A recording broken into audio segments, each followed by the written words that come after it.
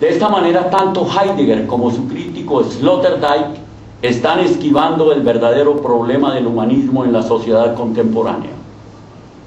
Una lectura alternativa del humanismo, apoyándose sobre todo en su versión latina y renacentista, nos proporciona posibilidades de crítica al reduccionismo de la ciencia y la técnica y a cierto racionalismo de las humanidades en la tradición del idealismo alemán. Se trata de la defensa del humanismo de Ernesto Grassi en sus ensayos en torno a Heidegger y el problema del humanismo, y en su libro dedicado al mismo Martin Heidegger, su maestro, La filosofía del humanismo, preeminencia de la palabra. Allí se rescata una tradición que Heidegger parece ignorar, la del humanismo latino, originada en Cicerón y los estoicos, la del Renacimiento, Dante, Vico, Vives y Graciano, la literatura, la poesía, la metáfora como teología y la teología como metáfora. Se trata de una propuesta muy semejante a la de las cartas sobre la educación estética del hombre de Federico Schiller. El nuevo humanismo que estamos buscando es el de la universidad sin condición, gracias a las humanidades, en el sentido propuesto por Jacques Derrida en Stanford en abril de 1998 y de nuevo en Frankfurt en el 2000 y en Murcia un año después. Allí dijo que la universidad del futuro debería ser totalmente libre. En ella no debería obstaculizarse de ninguna forma la investigación, y enfatizó: de lo que se trata en última instancia en la universidad es de la verdad, y hablaba especialmente de las ciencias del espíritu. Las preguntas orientadoras que habría que considerar en esta universidad deberían ser, por ejemplo, las preguntas por los derechos humanos, la diferencia de género o el racismo. En esta universidad hay que trabajar filosóficamente. Se desean análisis de conceptos, pero también resistencia, impertinencia.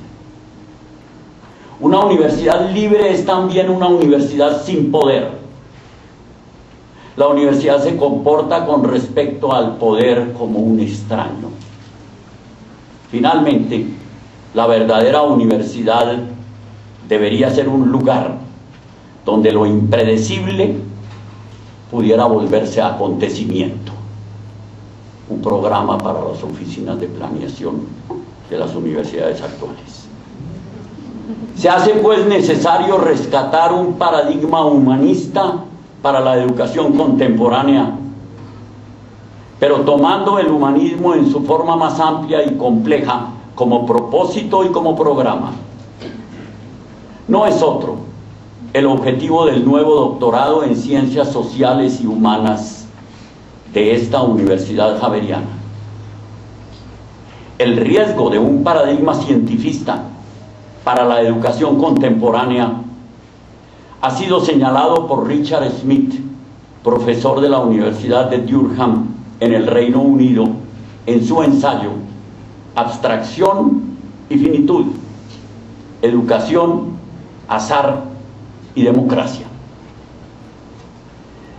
Allí critica el grado de abstracción en el que ha caído la educación al poner todo su empeño en una especie de formación edípica para la perfección, la pertinencia y la competitividad, olvidando la tragedia del Edipo de Sófocles, ciego ante todo lo que significa la contingencia y finitud de lo humano.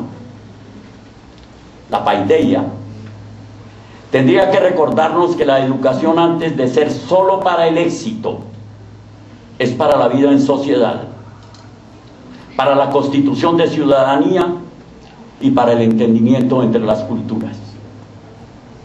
Esta propuesta parte de una crítica al así llamado positivismo científico, en el que no solo las ciencias de la naturaleza ignoran un sentido de responsabilidad propio de las relaciones entre ciencia, tecnología y sociedad, sino también las ciencias sociales se han positivizado en aras de la metodología empírico-analítica, perdiendo de vista el horizonte teleológico que las faculta para hablar de la humanidad y del ser humano concreto en términos de fin y no solo de medios.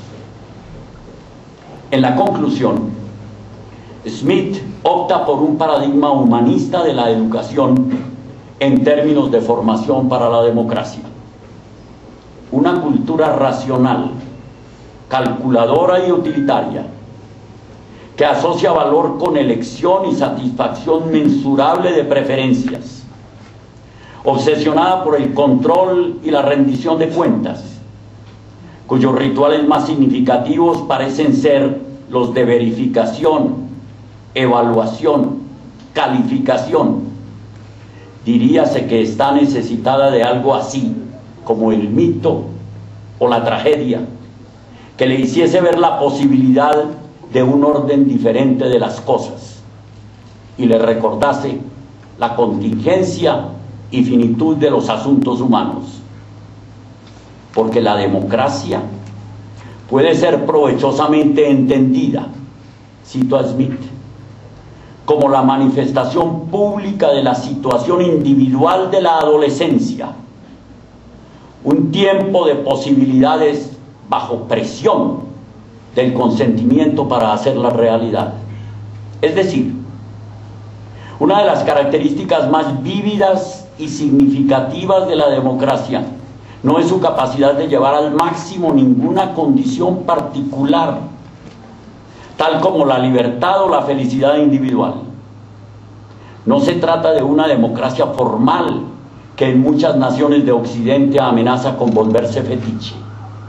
Es más bien la educación para la ciudadanía que constituye la disposición, cito a Smith, para permitir a una sociedad moverse en las encrucijadas, lo que no supo Edipo, preguntándose cuál de sus jóvenes aspiraciones desea realizar.